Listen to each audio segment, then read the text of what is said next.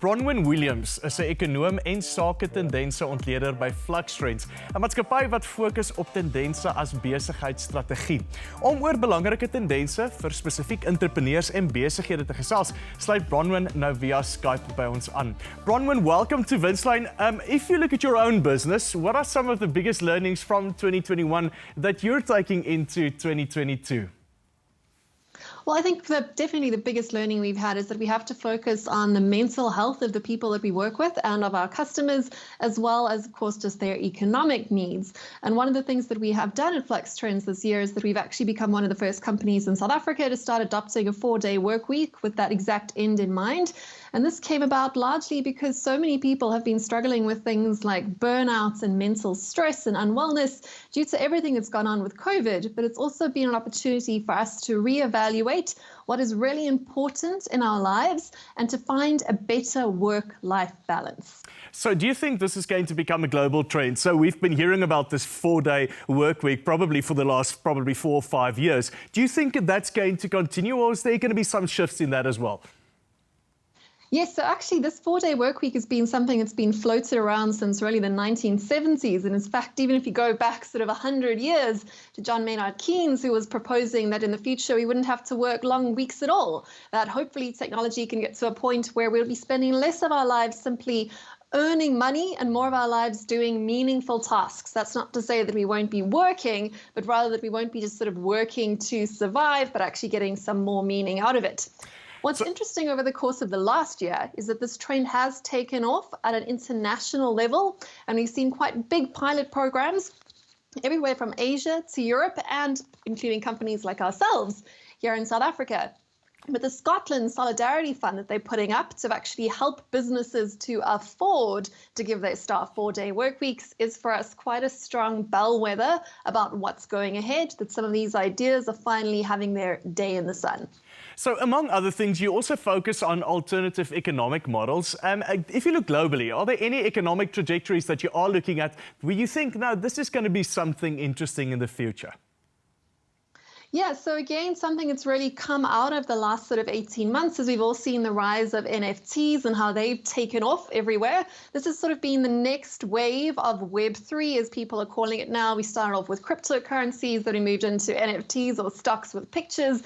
And the next big thing that we're starting to see right now is actually the gamification of the internet. And that's layering on things like play to earn business models into gaming communities.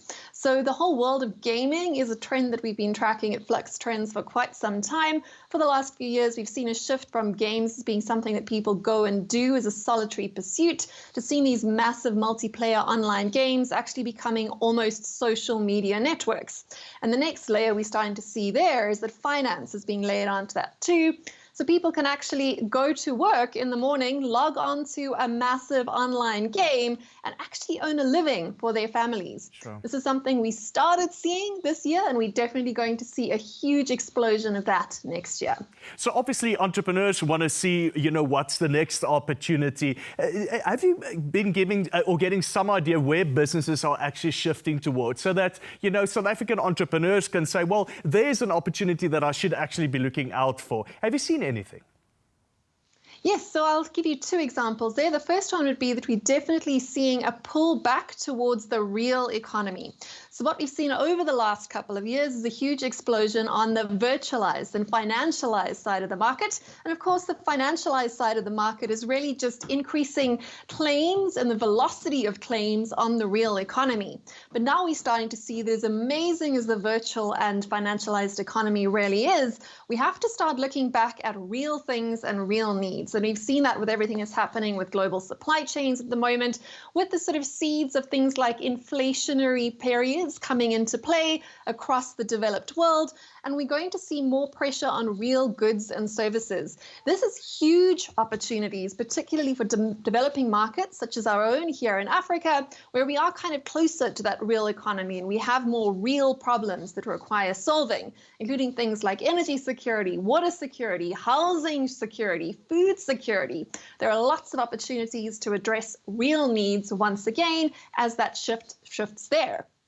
However, the other trend I'd like to pick up on goes in an entirely different direction, but almost back to where we started our conversation, where if mental wellness was the big issue of this year, next year we're starting to see a shift from mental wellness towards spiritual wellness in the workplace, which is quite an extraordinary trend to look at. And we're starting to see businesses putting together spiritual wellness programs for their employees, much like in the past we've had things like mental wellness programs and physical wellness programs and financial wellness programs in the office. So that's a trend that's going on between employee-employer dynamics that's definitely worth picking up on, because there's huge opportunities in the consulting space there. So in the show as well, in the last year, we've been talking about a post-COVID consumer. So where we can see that consumers' behaviors are changing.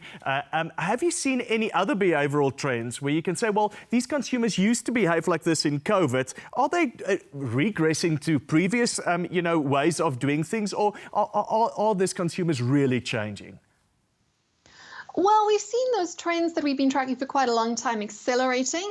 I wouldn't necessarily say that consumers' needs or desires have changed, but perhaps their patience level has changed. What we have seen is a slow but still growing adoption of things like the contactless economy and that on-demand economy, where people are expecting to have goods and services delivered to their homes within increasingly short windows. So here in South Africa, for example, we've all become quite accustomed to, say, Checkers 60/60, delivering your groceries to you within an hour. But we just see that trend accelerating even more. And now the new benchmark at a global level is 10-minute delivery for online orders, which is really quite extraordinary.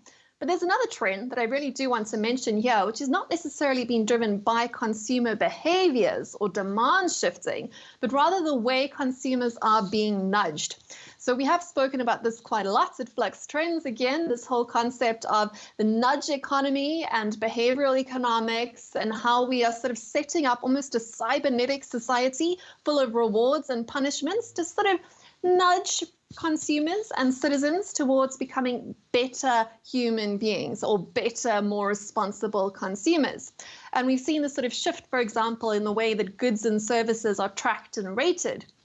In terms of sort of virtue things like fair trade, or things like being halal or kosher, and we're now starting to see products being rated with things like carbon footprint scores. Wow. But not only on the product side, again on the consumer side too.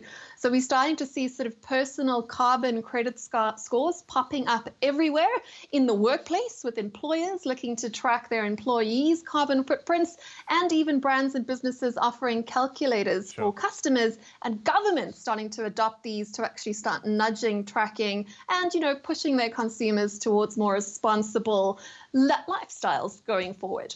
Bronwyn, fascinating times. Thank you so much for your time. Soos jy nou gehoor het, die wêreld hou aan verander, en die afgelope jaar was beslis een van die mees interessante tye vir my en jou as entrepreneurs. Ons het gou 'n kort advertensiebreek en gesels net daarna met twee entrepreneurs wat merkwaardige groei oor die afgelope jaar beleef het. Ons is nou weer terug.